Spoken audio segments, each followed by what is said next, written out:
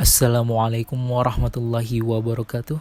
Perkenalkan, saya Tommy Arwan Syahputra, peserta KKN Mandiri 2021 Universitas Muhammadiyah Banjarmasin. Dan ini merupakan video program mandiri dengan judul program Pengenalan Floating Farming atau Pertanian Terapung.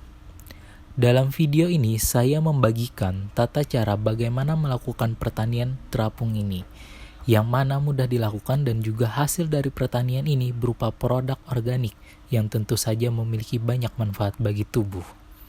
Bagaimana proses atau tata cara pertanian terapung dari kampus terapung? Bisa kalian simak setelah ini. Baiklah, pertama-tama kalian perlu mempersiapkan bahan apa saja yang diperlukan dalam pertanian terapung ini. Di sini saya memberikan peragaan pertanian terapung skala rumah tangga. Pertama, siapkan gelas plastik. Gelas plastik di sini dapat kalian atur ukurannya sesuai dengan keperluan tanaman yang ingin kalian tanam. Yang kedua, tanaman air. Tanaman air yang dapat digunakan di sini berupa seperti kayapu ataupun eceng gondok. Sebenarnya tanaman air ini tergantung dari skala yang kalian buat.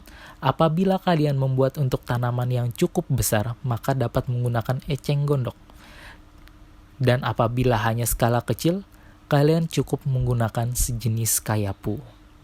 Dan yang ketiga adalah tanah. Tanah di sini dapat kalian gunakan tanah biasa untuk menanam tumbuhan, tidak spesifik seperti tanah pupuk, namun kalian dapat menggunakan tanah yang dapat ditumbuhi oleh tanaman. Yang keempat, gabus ataupun styrofoam. Gabus di sini berfungsi sebagai pelampung daripada media penanaman kita. Yang kelima adalah box styrofoam, yang mana box styrofoam ini berfungsi sebagai tempat penampungan air dan juga budidaya ikan. Dan yang keenam, tentu saja tumbuhan yang ingin kalian tanam. Di sini tumbuhan yang dapat ditumbuhkan pada metode ini tidak hanya berupa sayuran, namun tanaman perdu berkayu seperti cabai pun dapat dibudidayakan dengan metode ini. Bagaimana cara pembuatannya? Pertama, kalian berikan lubang pada gelas plastik bagian bawah.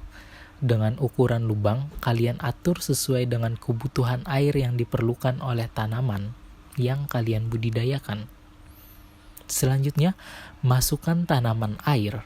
Apabila diperlukan asupan air yang banyak, maka akar daripada tanaman air tersebut dapat dikeluarkan melalui lubang gelas yang telah dibuat.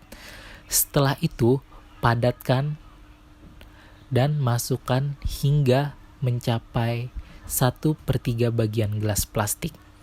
Tanaman air di sini berfungsi sebagai media filter air dan juga menyalurkan pada media selanjutnya.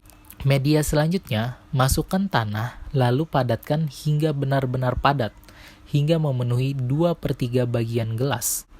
Untuk memastikan kalian dapat menekan dan juga mendiamkan lalu memadatkannya hingga 1 malam. Fungsi media tengah di sini adalah guna sebagai media penyimpanan air.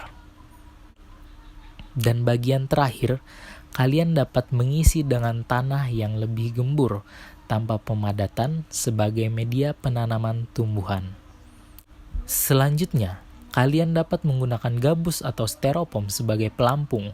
Di sini saya menggunakan gabus karena cukup mudah mendapatkan di bahan-bahan bekas.